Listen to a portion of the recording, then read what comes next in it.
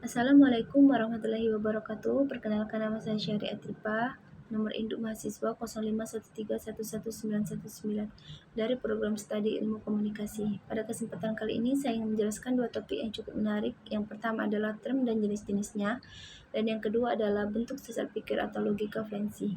Baiklah, mari kita masuk ke topik yang pertama, yaitu term dan jenis-jenisnya. Mungkin sebagian dari teman-teman sekalian udah ada yang pernah mendengar ataupun mempelajari term itu sendiri.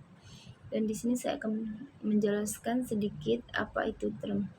Term adalah satuan dalam logika yang digunakan dalam penyusunan proposisi. Term juga mengacu pada konsep atau objek tertentu.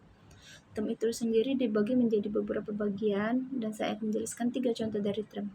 Yang pertama, term konkret dan abstrak.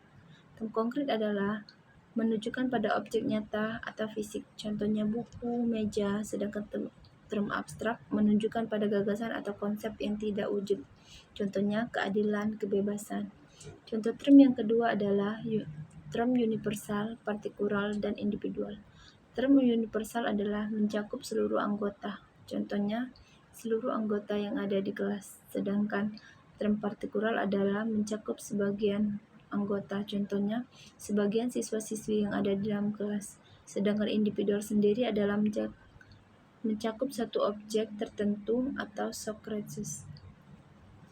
Dan term yang ketiga adalah term positif dan negatif. Term positif adalah menyatakan keberadaan atau sifat, contohnya mandiri, berani. Sedangkan term negatif adalah menyatakan ketiadaan atau penolakan, contohnya tidak berkata dengan jujur.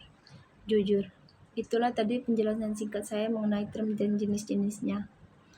Dan sekarang kita masuk ke topik yang kedua, yaitu bentuk sesat pikir atau logika fluensi. Logika fluensi adalah kesalahan logika yang menyerang pada pribadi orang lain dan bukan pada argumen yang disampaikan. Contohnya, seperti kamu tidak layak berbicara tentang lingkungan, sedangkan kamu sendiri tidak membuang sampah pada tempatnya. Dan cara-cara menghindari logika fluensi adalah: 1. Fokus pada argumen, bukan pembicara. 2. Evaluasi premis dan kesimpulan secara objektif. 3. Gunakan logika formal dan bukti nyata dalam penyusunan argumen. Mungkin itu saja yang bisa saya sampaikan pada kesempatan kali ini. Saya ucapkan terima kasih. Wassalamualaikum warahmatullahi wabarakatuh.